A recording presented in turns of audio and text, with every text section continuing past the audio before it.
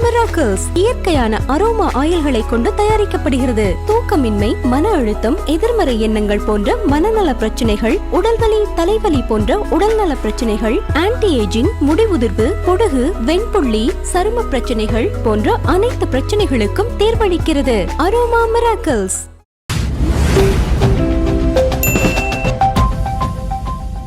சிம்பு வெற்றிமாறன் இணையிற படம் நிறைய கேள்விகள் வருது. தக்லை முடிஞ்ச உடனே பார்த்தீங்கன்னா மணிரத்னம் சிம்பு உடனே இணைய போகிறத தகவல் வந்துச்சு. இன்னொரு புறம் பார்த்தீங்கன்னா ஃபோட்டோ வெளியாகுது. ஃபோட்டோவில் நெல்சன் இருக்காரு, வெற்றிமாறன் இருக்காரு, சிம்பு இருக்காரு, முடியெல்லாம் கட் பண்ணிட்டாரு, என்ன நடக்குது அப்படின்னு பலருமே தொடர்ச்சியாக கேள்வி எழுப்பிருந்தாங்க இல்லையா? இது எப்போ நடந்தது? பிளானிங் முன்னாடி இருந்ததா இல்லை ஆரம்பிச்சிட்டாங்களா? ஆக்சுவலி பார்த்தீங்கன்னா தக் லைஃப் நடந்துகிட்டு இருக்கும் போதே இவங்க பிளான் பண்ணது மணிரத்னம் இயக்கத்தில் சிம்பு நடிக்கிற படம். அது லைக்காவுடைய தயாரிப்பு. இதுதான் பிளானு. அதுக்காக பார்த்தீங்கன்னா ஒரு ஃபோட்டோ ஷூட் கூட இவங்க பண்ணாங்க. ஆனால் தக் லைஃப் ஃப்ளாப் பண்ணவுடனே அந்த ப்ராஜெக்ட் பார்த்தீங்கன்னா அப்படியே இதாகிடுச்சு, நின்றுடுச்சு.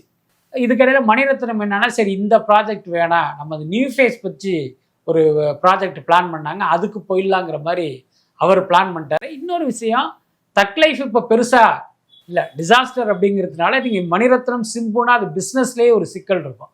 அதனால் இவங்க தனித்தனியாக நகர்ந்தது தான் சரியான விஷயம். இதுக்கிடையில் பார்த்தீங்கன்னா ஒரு கோ இன்சிடென்ட் மாதிரி நடந்தது. என்னன்னா, வாடிவாசல் டிராப் ஆனது. புலிவருது கதையை இன்னைக்கு நாளைக்கு அடுத்த மாதம் அடுத்த வாரம்னு சொல்லி கடைசியாக என்னன்னா அது டிராப்புங்கிற மாதிரி அவங்க முடிவு பண்ணிட்டாங்க.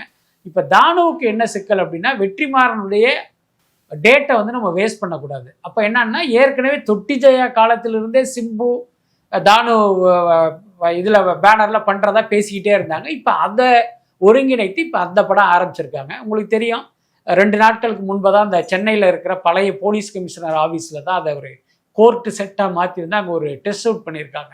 ஒரு ப்ரோமோ ஒன்று வரப்போகுது, அதுக்கான ஒரு ஷூட்டு தான் நடத்தப்பட்டது. அதில் நெல்சன் ஒரு கேமியோ பண்ணுறதா ஒரு தகவல் இருக்குது. எல்லா டீசர்லையும் பார்க்கும்போது நெல்சன் ஜாலியான ஒரு கேரக்டர் வெளிப்படும். ஸோ அவருக்குமே ஆசை வந்துருச்சுன்னா இது எப்படி வெற்றிமாறன் அவர் செலக்ட் பண்ணாரு? இல்லை, அது என்னங்கிறது தெரியல. பொதுவாகவே எல்லா இயக்குநர்களுக்குமே நடிக்கிற ஆசை இருக்கு. அதுக்கு காரணம் இப்போ நம்மகிட்ட ஒரு பெரிய நடிகன் உள்ளே இருக்கான், அவனை எப்படி வெளியில் கொண்டு வந்துடணும் அப்படிங்கிறது சிலருக்கு தான் இதாக இருக்குமே தவிர, பலர் நடிக்க வருவதற்கு காரணம் என்ன அப்படின்னா, டைரக்டரை விட அந்த நடிகர்களுக்கு கிடைக்கிற மரியாதை, சம்பளம், அந்த புகழ், இதை பக்கத்தில் இருந்தே இவங்க பார்த்துருப்பாங்கல்ல. அப்போ நாம் அந்த இடத்துக்கு போகணும் அப்படின்னு எல்லா இயக்குநர்களுக்குமே அந்த எண்ணம் இருக்கும். ஸோ அப்படி ஒரு வாய்ப்பு கிடைக்கும் போது அதை அவங்க பயன்படுத்திக்கிறாங்க. அப்படி தான் நான் நினைக்கிறேன். இன்னொன்று, நெல்சனை பொறுத்த வரைக்கும் பார்த்தீங்கன்னா ஒரு ஹீரோவுக்கான அந்த ஒரு மெட்டீரியலாகவும் அவர் இருப்பார். எல்லாத்துக்கும் மேலே அவர்கிட்ட ஒரு ஹியூமர் சென்ஸ் ஒன்று இருக்கும். அதனால் தனிப்பட்ட முறையில் சொல்லணும் அப்படின்னா நெல்சன் ஹீரோவானாக கூட நிச்சயமாக கிளிக் ஆகிறதுக்கு வாய்ப்பு இருக்குது. குறிப்பாக வடசென்னை படம் வந்தோடனே பார்த்தீங்கன்னா அதில் சிம்பு நடிக்க வேண்டியது, அந்த வாய்ப்பை தட்டி பறிச்சிட்டார் தனுஷ் அப்படிங்கிற மாதிரியான தகவல் வந்துட்டு இருக்கும். வெற்றிமாறனோட இணைய விடாமல் தனுஷ் தான் இறுக்கி பிடிச்சிட்டு இருக்காரு வெற்றிமாறனை அப்படிங்கிற மாதிரியான ஒரு தகவல் தொடர்ச்சியாக வந்துட்டு இருக்கு. இப்போ இந்த படம் இணைகிறாங்கன்னா இந்த தனுஷ் எப்படி எடுத்துப்பாரு? உண்மையிலேயே அப்படி ஒரு தகவல் உண்மைதானா? அது ஆக்சுவலி பார்த்தீங்கன்னா சும்மா அப்படி வாய்க்கு வந்தது எதையாவது போட்டு ஒண்ணுங்கிறதுனால இங்கே எழுதுறது. இண்டஸ்ட்ரியில் இருப்ப நம்மை போன்றவர்களுக்கு தான் இங்கே என்ன நடந்தது, என்ன நடக்குது, இவர் எப்படி அவர் எப்படிங்கிற உண்மையெல்லாம் தெரியும். ஆக்சுவலி இந்த விஷயத்தை பற்றி பேசணும் அப்படின்னா, வடசென்னை படத்தினுடைய முதல் தயாரிப்பாளர் யார் அப்படின்னா மூகா அழகிரியுடைய பையன் துரை தயாநிதி.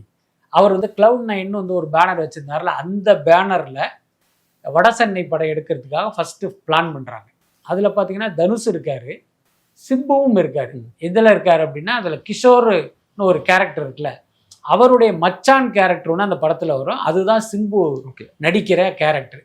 இப்போ அந்த ப்ராஜெக்ட் அப்படி போயிட்டே இருக்குது. ஏதோ ஒரு காரணத்திலாம் பார்த்தீங்கன்னா அந்த ப்ராஜெக்ட் டேக் ஆஃப் ஆகலை. Cloud 9 என்ன பண்ணாங்க, அந்த ப்ராஜெக்டை ட்ராப் பண்ணிட்டாங்க.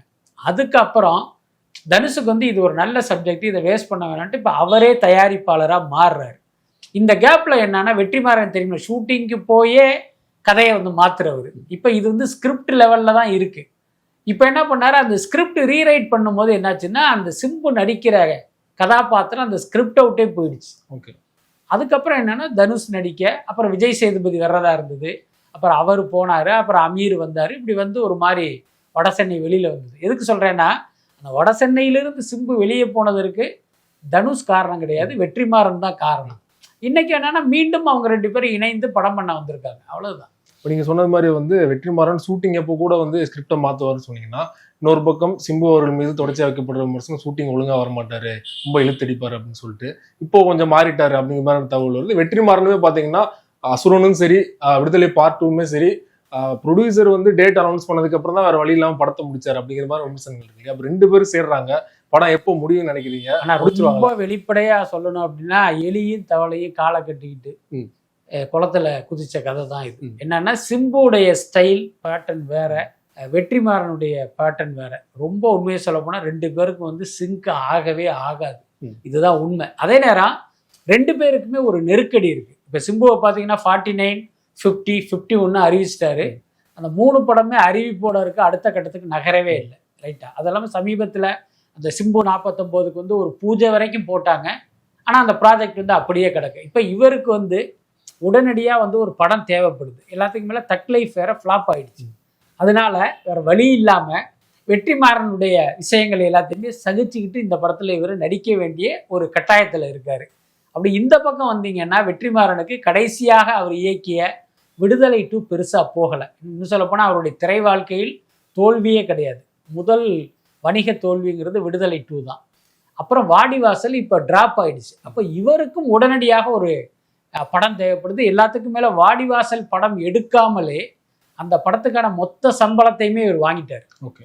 ஸோ இப்போ இவருக்கு மணி ஃப்ளோ வேணும் அப்படின்னா அடுத்து படம் பண்ணணும். அப்போ இந்த படத்தை சட்டுப்புட்டுன்னு எடுத்து முடிச்சாதான் நீங்கள் இன்னொரு கமிட்மெண்ட்டு, அடுத்த சம்பளம், அட்வான்ஸ் அப்படின்னு இவரும் வந்து சர்வைவல் பண்ண முடியும். அதனால 2 பேருமே இந்த படத்தில் வந்து கொஞ்சம் அவங்கள மாற்றிக்கிட்டு ஒர்க் பண்ணுவாங்கன்னு நினைக்கிறேன்.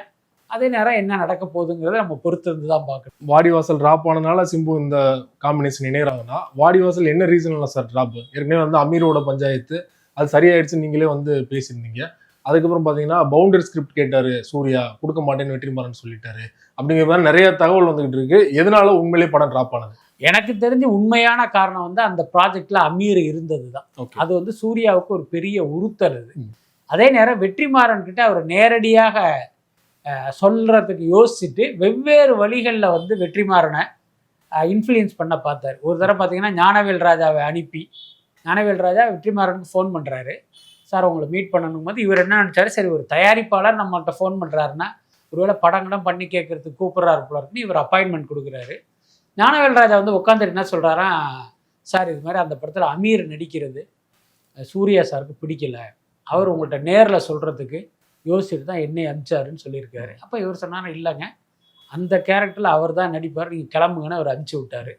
அதுக்கப்புறம் வெற்றி சொன்ன தகவல் என்ன அப்படின்னா, இந்த படத்தில் என்னென்ன கேரக்டரில் யார் நடிக்கணுங்கிறத நான் தான் டிசைட் பண்ணணும், ஹீரோ டிசைட் பண்ண முடியாது அப்படிங்கிறதுல அவர் உறுதியாயிட்டார். இன்னும் சொல்ல போனால் இடையில இன்னொரு விஷயம் கூட நடந்துச்சு. சூர்யா இந்த மாதிரி சேட்டையெல்லாம் பண்ணுறாரு, இந்த ப்ராஜெக்ட் உள்ளே வராமல் அப்படி இழுக்கிறாருன்னு தெரிஞ்சதுக்கப்புறம் தனுஷோட ஒரு பேச்சுவார்த்தை நடந்தது. தனுஷ் என்னன்னு கேட்டினா, வாடிவாசலுக்கு நீங்கள் எப்போ கூப்பிட்டாலும் என்னுடைய எல்லா ப்ராஜெக்டையும் ஸ்டாப் பண்ணிட்டு வர்றேங்கிற அளவுக்கு வெற்றிக்கு வந்து ஒரு உத்தரவாதம் கொடுத்தாரு. இது கிட்டத்தட்ட ஒரு வருஷம் 1.5 வருஷத்துக்கு முன்னால் நடந்தது. அதுக்கப்புறம் என்னாச்சு அப்படின்னா, வெற்றிமாறனுக்கு தெரியும் அமீர் இருக்கும் வரை சூர்யா வந்து இந்த படத்துக்குள்ளே வரமாட்டாருங்கிறது அவருக்கு தெரியும். ஆனால் அவர் என்ன நினைச்சார் அப்படின்னா, நாம இவரை வெளியில் அனுப்பக்கூடாது, அவரா போகட்டும் அப்படின்னு அவர் நினச்சிட்டு இருந்தார். இந்த பக்கம் பார்த்தீங்கன்னா சூர்யா என்ன நினைச்சாரு அப்படின்னா, ஏற்கனவே நிறைய டைரக்டர் படங்களை ரிஜெக்ட் பண்ணிட்டோம், ஏன்னா அப்போ இந்த படத்தையும் நம்ம ரிஜெக்ட் பண்ணதா இருக்கக்கூடாது, அவரு நம்மளை வேணான்னு சொல்லணும் அப்படின்னு அவர் வெயிட் பண்ணிட்டு இருந்தார். ஸோ இதுதான் இப்போ வந்து அது ஸ்கிரிப்டு டேட்டு அப்படிங்கிற ஒரு காரணத்தை சொல்லி இந்த டிராப் நடந்திருக்கு. கடைசியாக நடந்தது என்னன்னா, இது எத்தனை பார்ட் எடுப்பீங்க, எத்தனை நாளில் எடுப்பீங்க, எப்போ படத்தை முடிப்பீங்கன்னு கான்க்ரீட்டாக எனக்கு நீங்கள் ரிட்டர்னில் கொடுங்கன்னு இவர் கேட்டிருக்காரு சூர்யா. ஆனால் வெற்றியால் அப்படி கொடுக்க முடியாது, ஏன்னா அவருக்கு வந்து அதில் ஒரு பெரிய தீர்மானம் கிடையாது, அவரே கொஞ்சம் குழப்பத்தில் தான் இருப்பார். அதனால் அவரால் அந்த இதை கொடுக்க முடியல.